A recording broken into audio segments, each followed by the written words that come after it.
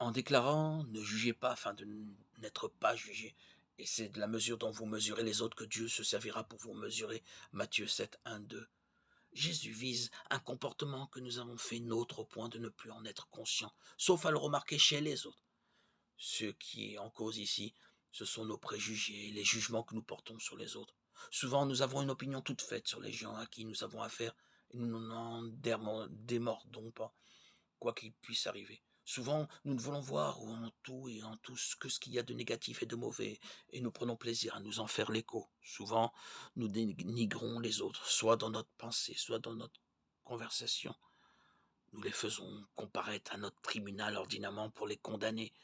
Pourquoi sommes-nous si peu sûrs de nous et si souvent mis en question? Il ne suffit pas de dire que c'est la faute des autres. Jésus ne fondait pas son assurance qu'en Dieu et sur Dieu. Aussi, il laissait toujours les autres être ce qu'ils étaient.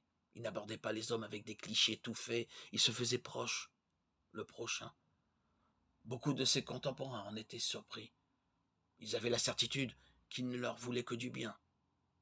Ainsi ont-ils pu prendre un nouveau départ, changer de vie. En ayant foi en eux, Jésus a fait apparaître le meilleur d'eux-mêmes. En donnant sa confiance, il a permis à d'autres de reprendre confiance. Aux publicains, à la prostituée, à des malades ou des bien portants, il s'est montré digne d'être aimé. Par son exemple, Jésus nous a montré le chemin. Celui qui veut être son disciple doit savoir faire le premier pas et agir envers les autres comme il voudrait que l'on agisse envers lui. Si nous prenons l'habitude de voir ce qu'il y a de bien chez les autres et de le dire, cela aura une répercussion sur notre propre vie. Celle-ci, pour être plus joyeuse, nous pourrions sourire de bien des faiblesses humaines. Nos réactions seraient plus sereines. Une telle attitude positive nous permettrait de nous aider les uns les autres entre époux, entre membres d'une même famille, entre amis. Tout ce que vous voulez que les hommes fassent pour vous, faites-le vous aussi pareillement pour eux. Voilà la loi et les prophètes. Matthieu 7, 12. Dans le sermon sur la montagne, Jésus ne se soucie pas de donner des règles minutieuses concernant le comportement quotidien de ses disciples. Il fait beaucoup mieux.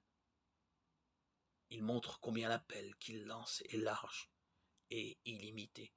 Aucun secteur de la vie humaine n'y est étranger. C'est un esprit qui inspire et anime la vie du disciple. Mais on se tromperait et on méconnaîtrait ce que furent la vie et le message de Jésus si on en concluait que le disciple doit tout accepter et approuver. En agissant ainsi, on favoriserait le mal. On en serait complice. Beaucoup y verraient une invitation à persévérer dans leur méchanceté.